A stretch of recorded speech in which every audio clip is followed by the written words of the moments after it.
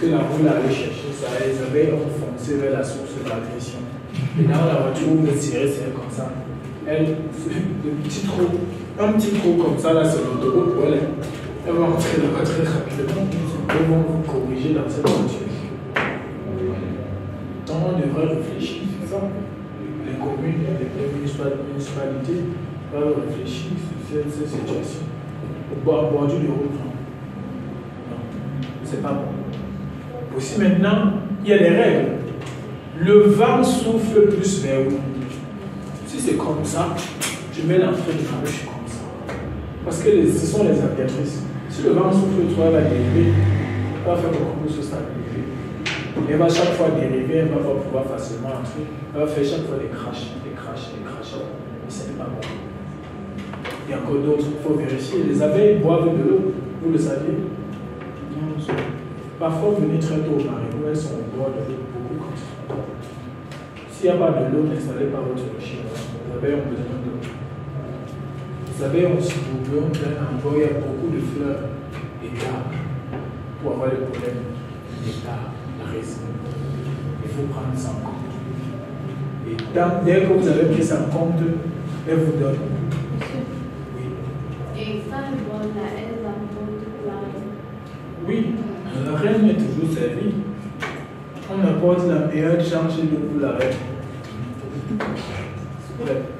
Souvent, lorsqu'on dit que parmi les consultations, on a orienté, on va mettre l'entrée va retourner à la posée de la roue. Mais habituellement, on dit que l'entrée doit être située à la direction du soleil. Ça conduit maintenant à la maison. Pour la route,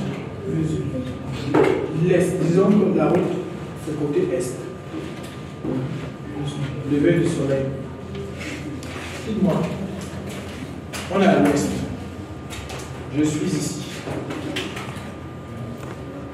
Quelqu'un qui est au lycée bilingue de Tchad, l'autre au lycée classique de Tchad. Quand le soleil se lève, nous tous on n'est pas touchés par le soleil. Vous touchez.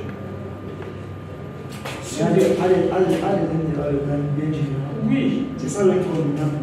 Il n'y a pas d'exception aux règles. Ceux qui font droit ici, là, nous connaissent. Ce sont ceux qui sont vraiment forts d'exception. La règle, c'est l'exception. Mais c'est mieux. Le soleil permet aux abeilles de s'orienter. Voilà pourquoi on dit ça.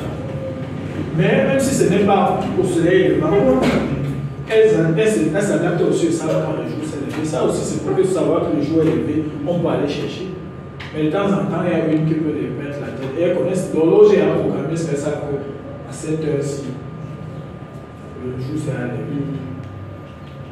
Et on s'oriente. Elles s'orientent par rapport au soleil.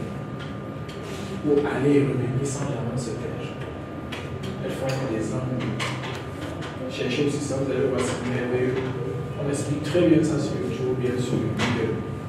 Ils font un angle avec le soleil, leur ruche, la position de la zone qu'elles ont détectée, où elles partent chercher le nectar. Ce qui fait que je viens à la ruche, je découvre une zone, s'il y a beaucoup de nectar, je reviens expliquer à mes voisines exactement comment est-ce qu'elles vont faire pour y arriver. Je n'y vais plus avec elles.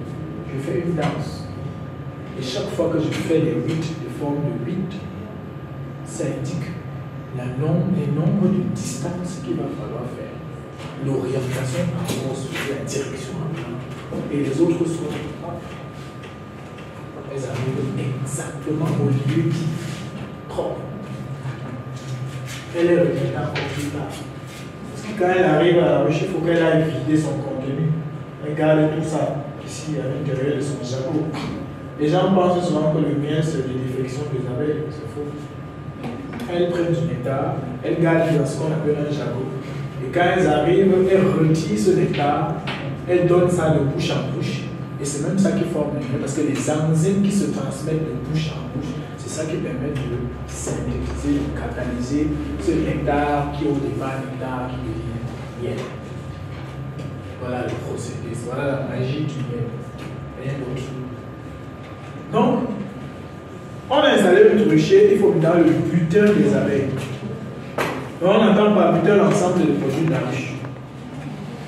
Et ici, le premier produit que l'on récolte auparavant, c'est le miel. Il est obtenu, comme je vous ai dit, par le dépôt successif du nectar. Et ce nectar est déshydraté suffisamment et au fur et à mesure, il gagne en concentration de sucre.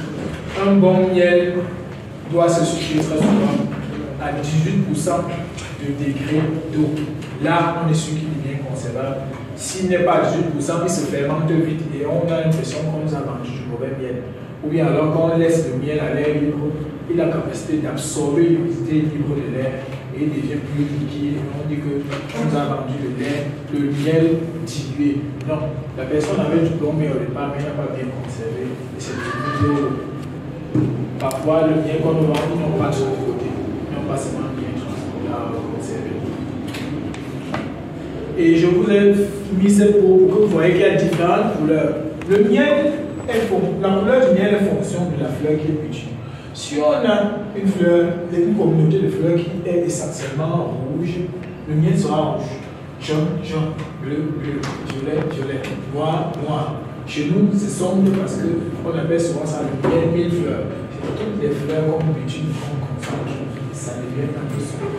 Mais si on est dans une culture vaste comme le colza tout à l'heure, qu'on a vu dans un champ avec le camion garé, c'est jaune, le miel sera jaune. La couleur du miel est fonction de la fleur qu'elle cultive. La cire, la fameuse cire qu'on produit au niveau des glandes, est extraite. Et avec une ébullition d'eau, on peut l'extraire et en faire ce qu'on veut. On peut faire des cubes comme ça. On en fait souvent des chandelles, des bougies. Les femmes, on met ça beaucoup plus dans vos lips pour vos lèvres les entretenir, dans vos fonds de teint, des cette poudre pour bien entretenir votre peau, dans le cosmétique, la stabilisation des rouges à lèvres et tout ça. La scie est utilisée à l'intérieur, ou bien pour en industrie pour faire des roulages, parce qu'on peut fondre ça et renouveler dans ce qu'on veut pour avoir un moule. Ça, c'est pour la scie d'abeille. Ensuite, on a le pollen. Lui, c'est le fameux pollen qu'on a vu sur le pied de l'ouvrier tout à l'heure. À l'entrée de la ruche, on installe une trappe à pollen. L'abeille, quand elle rentre, on extrait un peu, on vole un peu de son pollen qui va tomber dans la trappe qu'on aura un dispositif à placer. Et très souvent, en fin de journée, on vient retirer la trappe qu'on vide dans la salle. Et on a des granulés comme ceci. Ils sont riches, ils sont de très excellents compléments alimentaires parce qu'ils sont chargés en protéines et en acides aminés. Le pollen étant l'organe sexuel mâle de la plante est conçu pour avoir une grande quantité d'acides aminés parce que c'est ça qui va faire la construction de la plante. Donc le pollen est chargé en presque tous les acides aminés essentiels à la vie de l'homme. Quand on consomme ça, c'est bien pour notre organisme, c'est bien pour les cellules nerveuses qui sont rajeunies, mais pas parce que les cellules nerveuses ne se multiplient pas. On a un stock de cellules nerveuses au départ et au fur et à mesure ça se dégénère, donc elles sont rajeunies et conservées. Et c'est bien, les protéines sont saines, elles ne sont pas chargées d'azote qui vont nous donner les goûter, tout ça. C'est bon pour notre organisme, c'est bon pour notre système immunitaire. La propolis, dont je parlais tout à l'heure, ici c'est en granulé, mais on peut l'extraire comme derrière en forme de liqueur. C'est un excellent antibiotique. C'est obtenu à partir des résines. L'abeille récolte la résine des arbres qu'elle vient mettre condensée et elle utilise très souvent ça pour faire des joints, fermer des trous, ou bien quand une souris entre la ruche, qu'on ne peut pas la tirer jusqu'à faire sortir. On la momifie.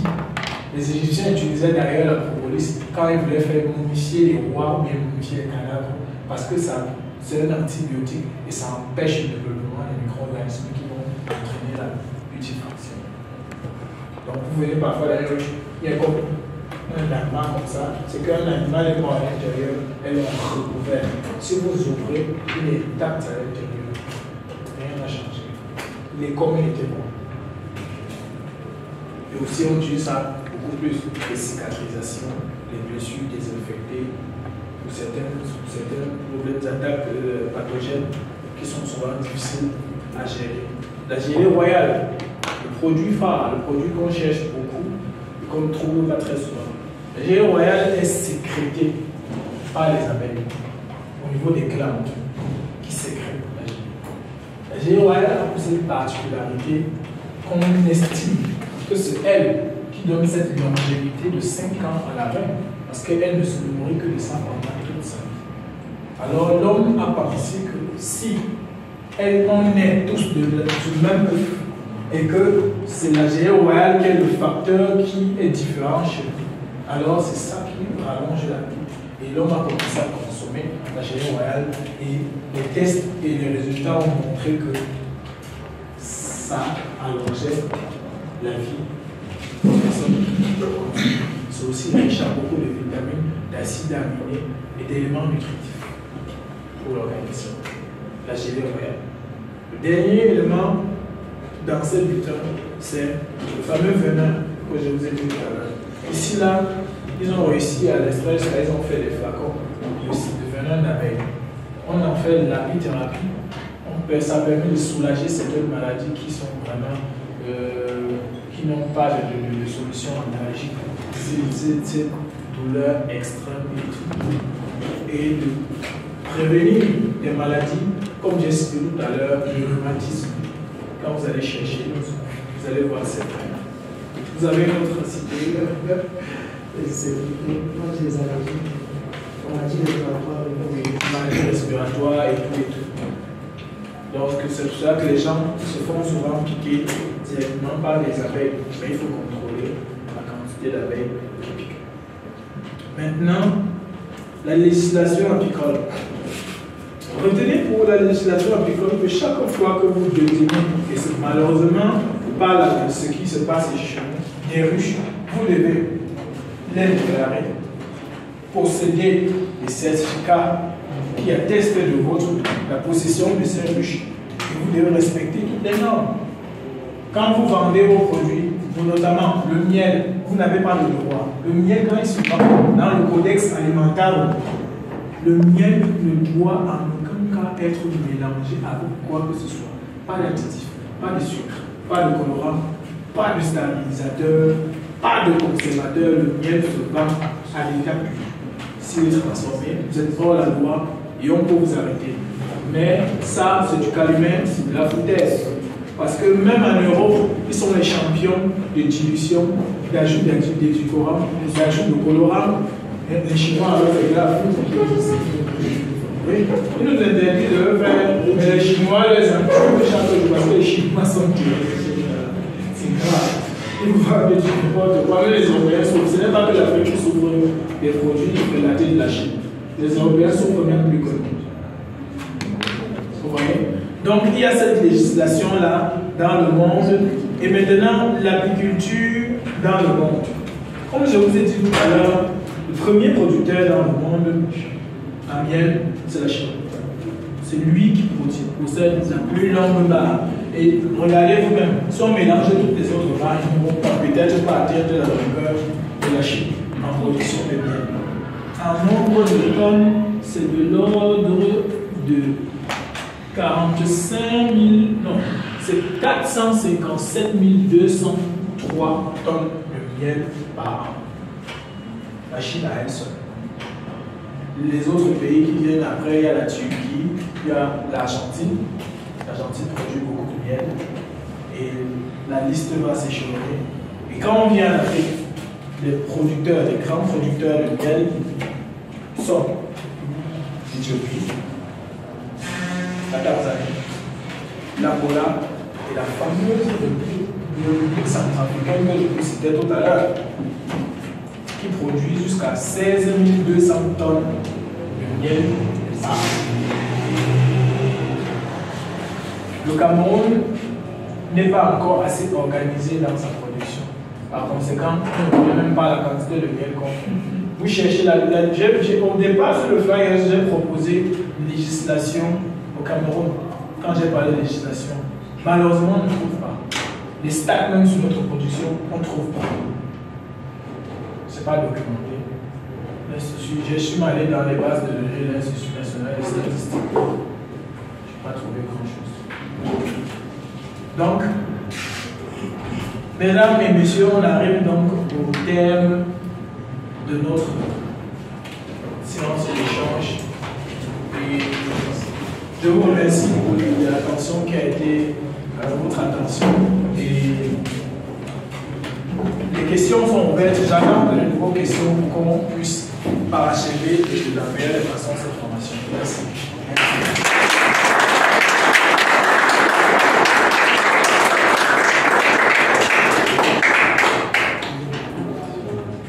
Bon, monsieur, moi, j'aimerais commencer avec une question. Comment se fait l'entretien du mouche? Parce que le travail a commencé lorsqu'on met une couche, avec le temps, elle se détériore. Oui. Ou alors on trouve des avions qui sont déformés, les rayons qui sont déformés. Oui, souvent même à l'intérieur, là, c'est un peu ça. Comment se fait l'entretien de la mouche? Ok.